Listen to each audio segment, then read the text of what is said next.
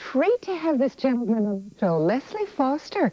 He's a former member of the Happy Gang. Now, this was a very popular radio show back in the 30s, 1937, I think it started.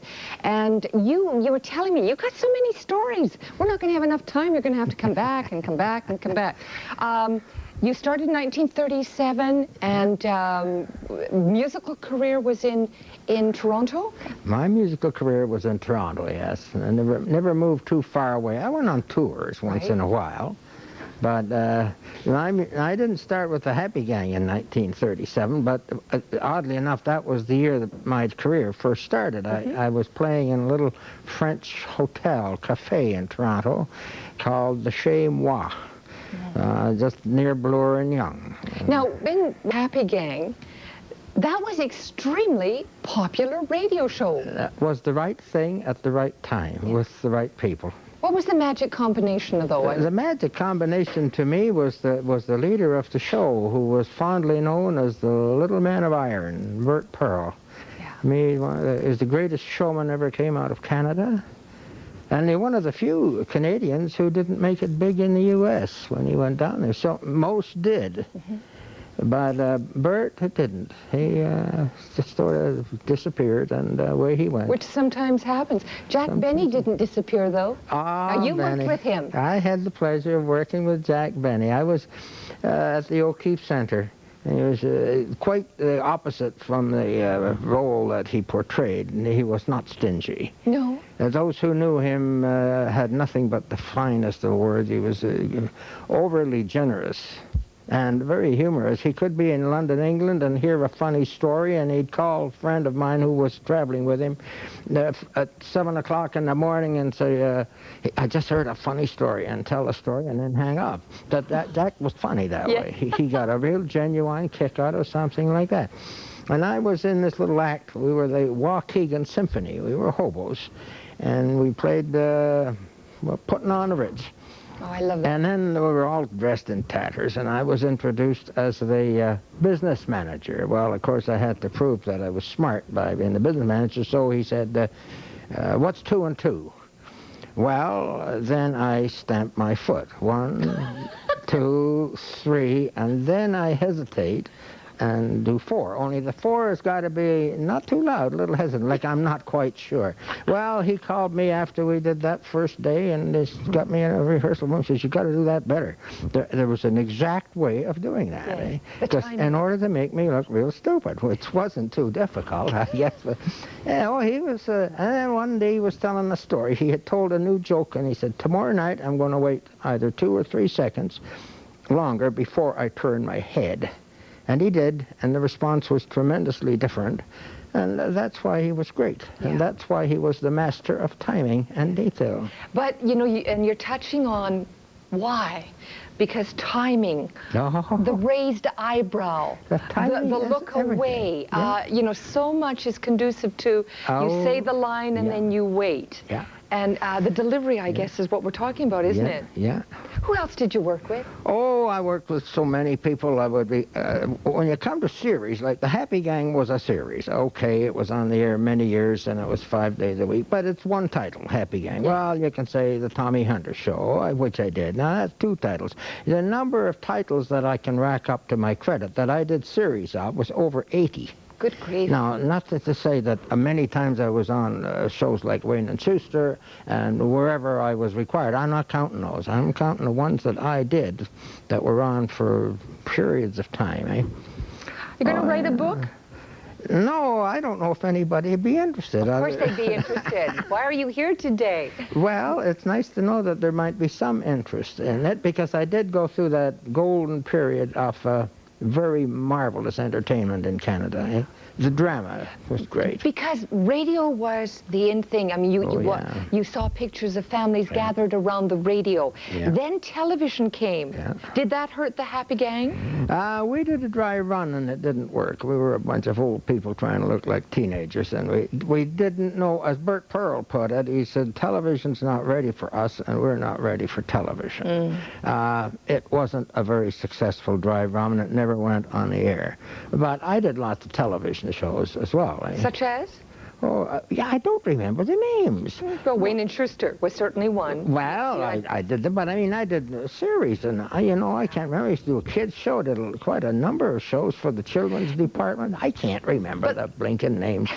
Do the show, and then you go home. Yeah, well, and when you were telling me about the kind of schedule you kept, Oh, like yeah. you would do what, you would tape the Happy Gang shows. Oh, yeah. And then Well, the Happy Gang shows were live. They weren't. Oh, they were live, okay. But then you would whip over to another studio, Oh, do yeah. something totally different, go to another studio, maybe do a commercial, like a continuum. Yeah, well, as I was telling you there, now, for instance, I could be at CBC 7 a.m. to do the National School broadcast.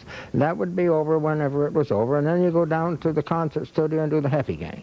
Then I'd go over to CKY and rehearse another show, the Art Hallman show.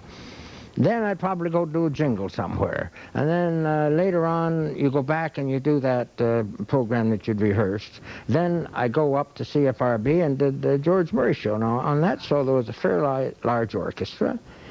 And they rehearsed all, their 4 hours or whatever it was, and I had a substitute, an accordion player, sit and did. So I got there about 2 minutes to airtime, within 5 minutes to airtime, and would read that right on the air. And that was fun. That was the challenge. That's what my life was all about. Then, 3 nights a week after that, we would record midnight till 3 a.m. doing what we called the medicine shows. Did you ever hear of the medicine shows?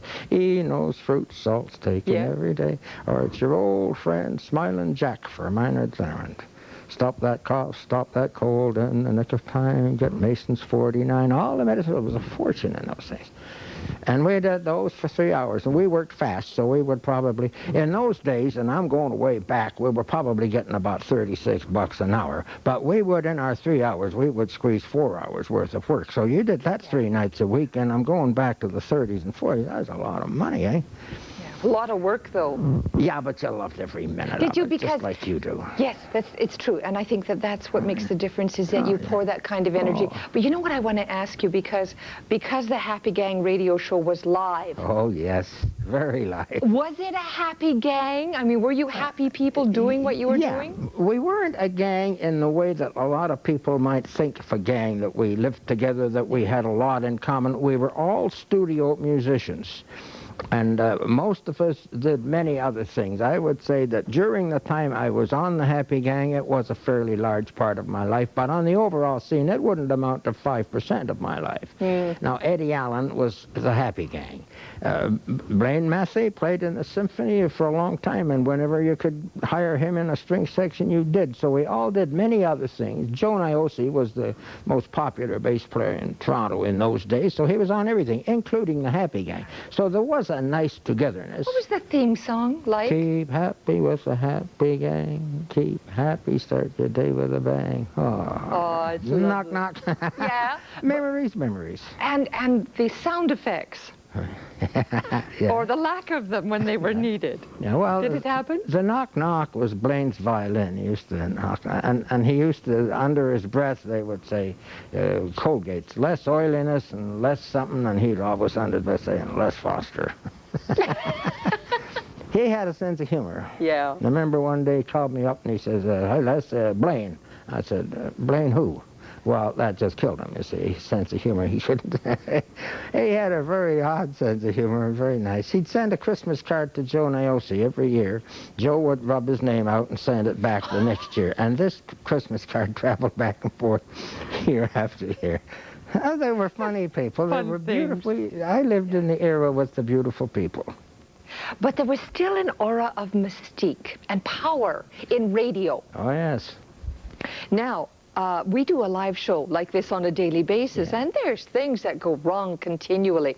There had to be things that went wrong in the Happy Gang broadcasts. Yeah, there Such were. as? Give us some I stories. can't remember things actually going wrong. It was loosely knit, and there were lots of mistakes, and I made mistakes. I once played a solo and forgot what I was playing.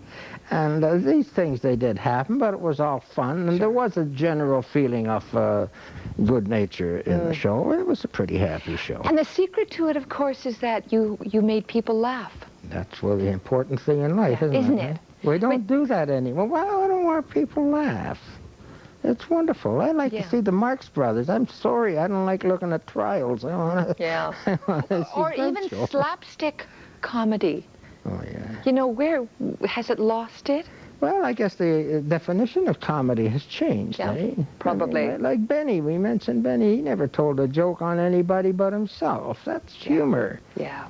I mean, he was an artist at self-deflation. Oh, beautiful man. What beautiful And who memories. could take exception to that because he was using himself? They always did. Yeah. That's the secret to it, isn't Masters. Well, there were so many. Yeah. And there was we got time. We're running out of time now. Mantovani, you mentioned that. Well, that I hesitate to mention myself because it does make me look a little egotistical, but he was in the Maple Leaf Gardens. I think it was 3 days. Maple Leaf Gardens was sold right out, eh? And that's one huge place. And I don't know how big the orchestra was. We might have 30, 40 men. Union regulates the size. And, of course, during the rehearsal, the first rehearsal, some of his old chestnuts, like the song from the Moulin Rouge and the Red Shoes and whatever, these little things on the accordion. Well, everything went fine. Then we had our big supper break, and I got out of there, and I went right down to Huff and Kohler, who happened to be the Hohner dealers for Canada, or certainly for Ontario, and I said, I want a Hohner. I want a cheap Hohner, not a good one. What's a Hohner? It's a cheap Hohner. It's accordion with a certain type of ring. Okay. A certain type of ring. And I borrowed one. I used to do a broadcast every week for Hohner called Hohner Harmonies as well. So I borrowed this cheapie, and I took it up, and there we are sitting out to do the Mantovani show, and we start.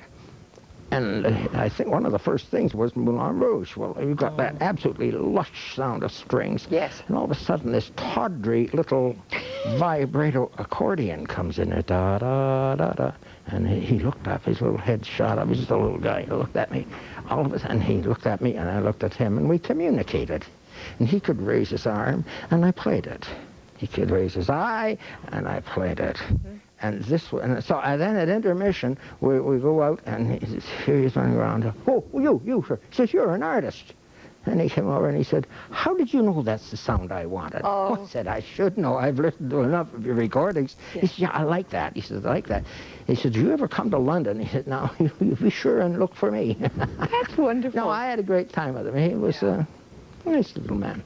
All right, now, I'm going to go back to this book that you've got to write. Oh. Now, you're living in Fort Macleod now. Fort Macleod. What, from there, from Toronto to Fort Macleod, what pulled you in this direction? Well, several things. My son. Yeah. My son lives there, and his wife, and... you want to be around family? We're family-oriented, and my granddaughter. We've had a crush on each other for 10 years now. Yeah. And just to be near the family. And then one of my twin daughters has also moved there to Fort Macleod within the last year. And this makes it a very happy place to be. So do you ever miss the smell of the grease paint and the... Yeah, I miss it all the time. Yeah, I would think so. I love it. My life was perfect. The only thing wrong with it is that it came to a halt. But it came to a halt for everyone. That marvelous industry that existed is gone. It's not there. It's not in Toronto. I asked Lucio Agostini one day, I said, Lucio, what are you doing? Well, there's nothing to do. He says, I closed my studios in Spain. I closed my studios in Toronto. He says, I play bridge 3 nights a week. He says, I did my share. I didn't know this was going to happen. There's nothing around. He says, the summer I play golf. The music's gone, so it's gone. Well, I'll tell you where your mission lies. And it's here. You come back here anytime to this set, because I know after this program you're going to be inundated with phone calls. Oh, you're kidding. And also certainly for requests to have you come back, because I know my viewing audience, and they certainly enjoy guests like you. So please come back, but write that book. Well, it's a pleasure to be here. My pleasure too. And thank you for being so pleasant. Les Foster, a member of the Happy Gang. A commercial break. I'll be back.